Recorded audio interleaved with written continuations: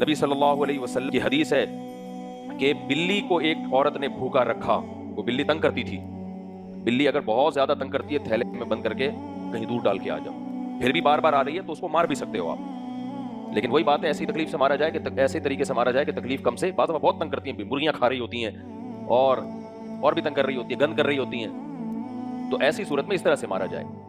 لیکن اس عورت نے کیا کیا کہ بلی تنگ کر رہی تھی، اس نے انتقام لینے کے لیے اس کو باندھ دیا، وہ باندھ کے بھوک اور پیاس سے وہ مر گئی۔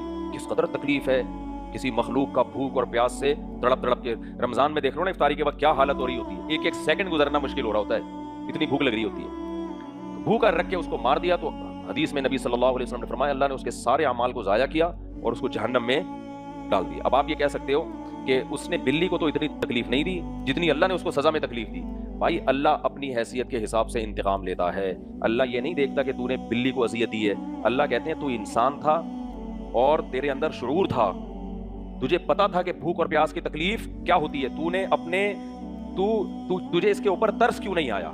جب تجھے ترس نہیں آیا تو مجھے بھی تجھے عذاب دیتے ہوئے ترس نہیں آئے گا۔ اور تو نے بلی کو عذاب نہیں دیا ہے، تو نے اصل میں میرے حکم کو کیا کیا ہے؟ توڑا ہے۔ حکم کس کا توڑا جا رہا ہے؟ آپ زمین پہ فرعون بن کے حکم کس کا توڑ رہے ہو؟ اللہ کا حکم توڑ رہے ہو۔ تبھی تو جو آخرت کی سزائیں ہیں وہ ہلکی نہیں ہے، بہت زیادہ ہیں۔